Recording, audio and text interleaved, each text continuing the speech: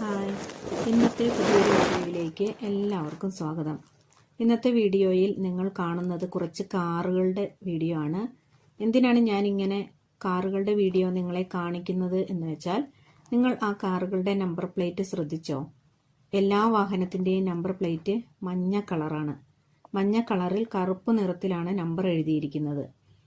ഞാൻ ഇസ്രായേലിൽ ആദ്യം വന്ന സമയത്ത് വിചാരിച്ചത് ഇതെല്ലാം ടാക്സി വാഹനങ്ങളാണെന്നാണ്. കാരണം നമ്മുടെ നാട്ടിൽ ഇതേപോലെ മഞ്ഞ ബോർഡ് ടാക്സി വാഹനങ്ങൾക്കാണല്ലോ. പിന്നീടാണ് മനസ്സിലായത് ഇവിടെ എല്ലാ വാഹനങ്ങൾക്കും ഒരേ കളർ നമ്പർ പ്ലേറ്റ് ആണെന്ന്.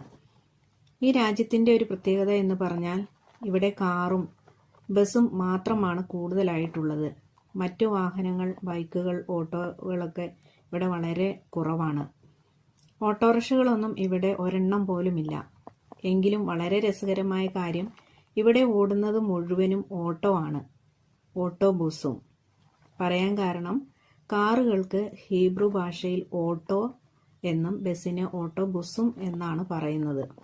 അപ്പോൾ ഓട്ടോറിക്ഷകൾ ഇവിടെ ഇല്ലെങ്കിലും ഇവിടെ വന്നു കഴിഞ്ഞ് കേൾക്കാൻ കഴിഞ്ഞ ഒരു വാക്കാണ് ഓട്ടോ. അപ്പോൾ ഹീബ്രുവിൽ ഓട്ടോ എന്ന് പറഞ്ഞു കഴിഞ്ഞാൽ കാറുകളാണ്.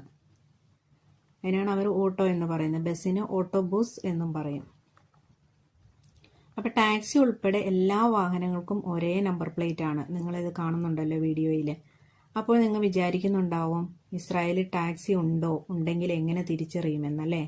എനിക്കും ആ ഡൗട്ട് ഉണ്ടായിരുന്നു. പക്ഷേ പിന്നീടാണ് മനസ്സിലായത്, ടാക്സി കാറുകൾ തിരിച്ചറിയാൻ കാറുകളുടെ മുകളിൽ ഇങ്ങനെ തൊപ്പി പോലെ ടാക്സി എന്ന് എഴുതി വെച്ചിരിക്കുന്നതാണ് ടാക്സി എന്ന്.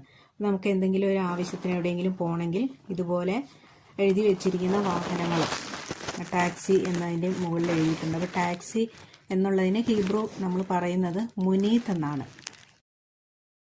അപ്പോൾ ടാക്സി ഡ്രൈവർക്ക് നമ്മൾ നാക് മുനീത്ത് എന്ന് പറയും. അപ്പോൾ ഇതുപോലെ നമുക്ക് എന്തെങ്കിലും ഒരു ആവശ്യം വരികയാണെങ്കിൽ, എങ്ങോട്ടെങ്കിലും പോകണമെങ്കിൽ, നമുക്ക് ടാക്സി ആവശ്യമുണ്ടെങ്കിൽ ഇതുപോലെ ടാക്സി എന്ന് എഴുതിയിരിക്കുന്ന വാഹനങ്ങളാണ് നമ്മൾ വിളിച്ച് എവിടേക്കെങ്കിലുമൊക്കെ യാത്രയ്ക്കായിട്ട് ഉപയോഗിക്കുന്നത്. അപ്പോൾ ഇന്നത്തെ വീഡിയോ ഇതൊക്കെയായിരുന്നു. നിങ്ങൾക്ക് ഇഷ്ടപ്പെട്ടിട്ടുണ്ടെങ്കിൽ ലൈക്ക് ചെയ്യാനും ഷെയർ ചെയ്യാനും മറക്കരുത്.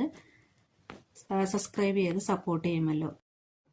വീഡിയോ കണ്ട നിങ്ങൾക്ക് എല്ലാവർക്കും എൻ്റെ നന്ദി ഞാൻ അറിയിക്കുന്നു. അടുത്തൊരു വീഡിയോയുമായി വരുന്നവരേക്കും ബായ്.